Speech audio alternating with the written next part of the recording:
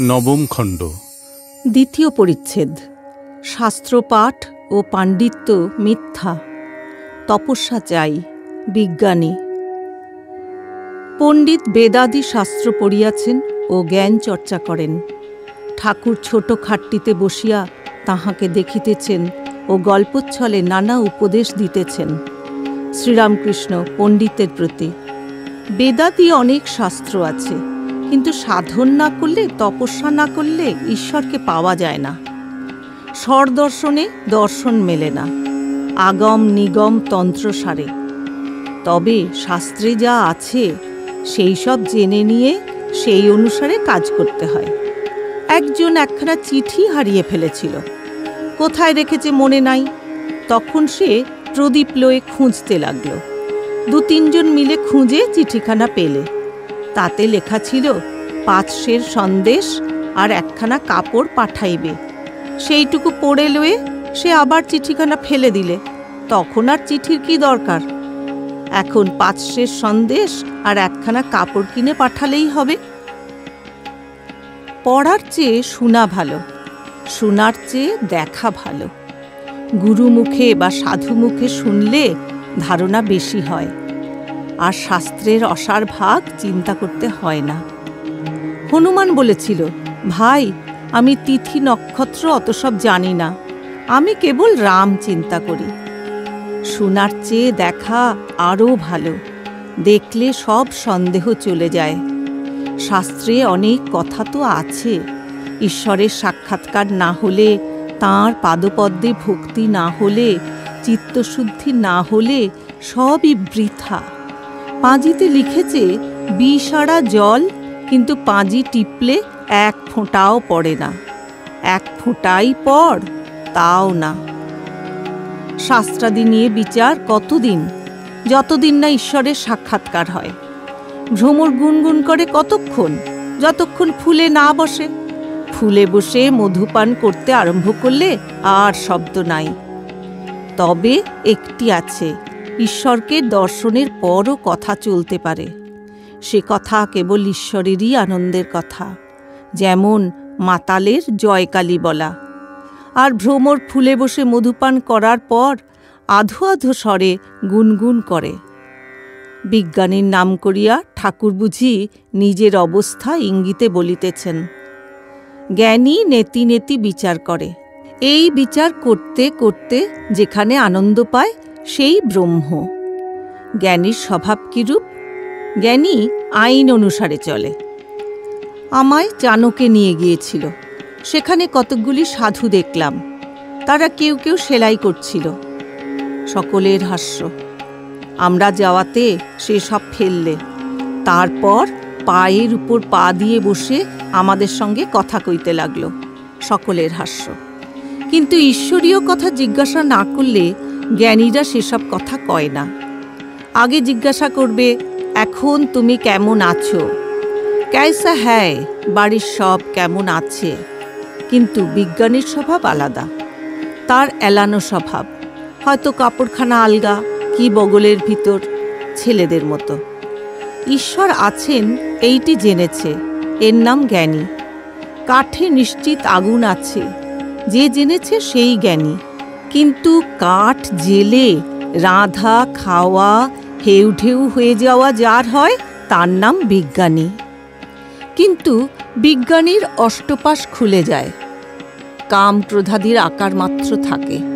পণ্ডিত: বিদ্যাতে হৃদয় গ্রন্থি ছিদ্যন্তে সর্বসংশয়া। শ্রীরামকৃষ্ণ: হাঁ, একখানা জাহাজ সমুদ্র দিয়ে যাচ্ছিল। হঠাৎ তার যত লোহা লক্কর, পেরেক, স্ক্রু উপড়ে যেতে লাগলো। কাছে চুম্বকের পাহাড় ছিল, তাই সব লোহা আলগা হয়ে উপড়ে যেতে লাগলো। আমি কৃষ্ণকিশোরের বাড়ি যেতাম। একদিন গিয়েছি, সে বললে, তুমি পান খাও কেন? আমি বললাম, খুশি পান খাবো, আর শীতে মুখ দেখব, 1000 মেয়ের ভিতর ন্যাংটো হয়ে নাচব। কৃষ্ণকিশোরের পরিবার তাকে বকতে লাগলো, বলল, তুমি কারে কি বলো? রামকৃষ্ণকে কি বলছো? এ অবস্থা হলে কাম ক্রোধাধি দগ্ধ হয়ে যায়। শরীরে কিচ্ছু হয় না, অন্য লোকের শরীরের মতো দেখতে সব, কিন্তু ভিতর ফাঁক আর নির্মল। ভক্ত: ঈশ্বর দর্শনের পরও শরীর থাকে? শ্রীরামকৃষ্ণ: কারু কারু কিছু কর্মের জন্য থাকে, লোকশিক্ষার জন্য। গঙ্গা স্নানে পাপ যায় আর মুক্তি হয়, কিন্তু চক্ষু অন্ধ যায় না। তবে পাপের জন্য যে কয় জন্ম কর্মভোগ করতে হয়, সেই কয় জন্মে আর হয় না। যে পাক দিয়েছে সেই পাকটাই কেবল ঘুরে যাবে, বাকিগুলো আর হবে না। কাম ক্রোধাদি সব দগ্ধ হয়ে যায়, তবে শরীরটা থাকে কিছু কর্মের জন্য। পণ্ডিত: ওকেই সংস্কার বলে। শ্রীরামকৃষ্ণ: বিজ্ঞানী সর্বদা ঈশ্বর দর্শন করে, তাই তো এরূপ এলানো ভাব। চক্ষু চেয়েও দর্শন করে। কখনো নিত্য হতে লীলাতে থাকে, কখনো লীলা হতে নিত্যেতে যায়। পণ্ডিত: এটি বুঝলাম না। শ্রীরামকৃষ্ণ: নীতি নীতি বিচার করে সেই নিত্য অখণ্ড সচ্চিদানন্দে পৌঁছায়। তারা এই বিচার করে, তিনি জীব নন, জগৎ নন, চতুর্বিংশতি তত্ত্ব নন। নিত্যে পৌঁছে আবার দেখে তিনি এইসব হয়েছেন, জীব, জগৎ, চতুর্বিংশতি তত্ত্ব। দুধকে দই পেতে মন্থন করে মাখন তুলতে হয়, কিন্তু মাখন তোলা হলে দেখে যে ঘোলেরই মাখন, মাখনেরই ঘোল, খোলেরই মাঝ, মাঝেরই খোল।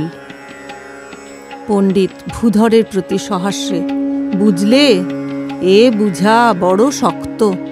শ্রীরামকৃষ্ণ: মাখন হয়েছে তো ঘোলও হয়েছে। মাখনকে ভাবতে গেলেই সঙ্গে সঙ্গে ঘোলকে ভাবতে হয়, কেননা ঘোল না থাকলে মাখন হয় না। তাই নিত্যকে মানতে গেলেই লীলাকেও মানতে হয়। অনুলোম ও বিলোম, সাকার নিরাকার সাক্ষাৎকারের পর এই অবস্থা। সাকার চিন্ময় রূপ, নিরাকার অখণ্ড সচ্চিদানন্দ। তিনিই সব হয়েছেন, তাই বিজ্ঞানীর এই সংসার মজার কুটি। জ্ঞানীর পক্ষে এ সংসার ধোঁকার টাটি। রামপ্রসাদ ধোঁকার টাটি বলেছেন, তাই একজন জবাব দিয়েছিল, এই সংসার মজার কুটি, আমি খাইদা ইয়ার মজা লুটি। ওরে বদ্যি নাহিকো বুদ্ধি, বুঝিস কেবল মোটামুটি। জনক রাজা মহাতেজা, তার কিসের ছিল ত্রুটি? সে এদিক ওদিক দুদিক রেখে খেয়েছিল দুধের বাটি। সকলের হাস্য। বিজ্ঞানী ঈশ্বরের আনন্দ বিশেষ রূপে সম্ভোগ করেছেন। কেউ দুধ শুনেছে, কেউ দেখেছে, কেউ খেয়েছে। বিজ্ঞানী দুধ খেয়েছে আর খেয়ে আনন্দ লাভ করেছে ও হৃষ্টপুষ্ট হয়েছে। ঠাকুর একটু চুপ করিলেন ও পণ্ডিতকে তামাক খাইতে বলিলেন। পণ্ডিত দক্ষিণ পূর্বের লম্বা বারান্দায় তামাক খাইতে গেলেন।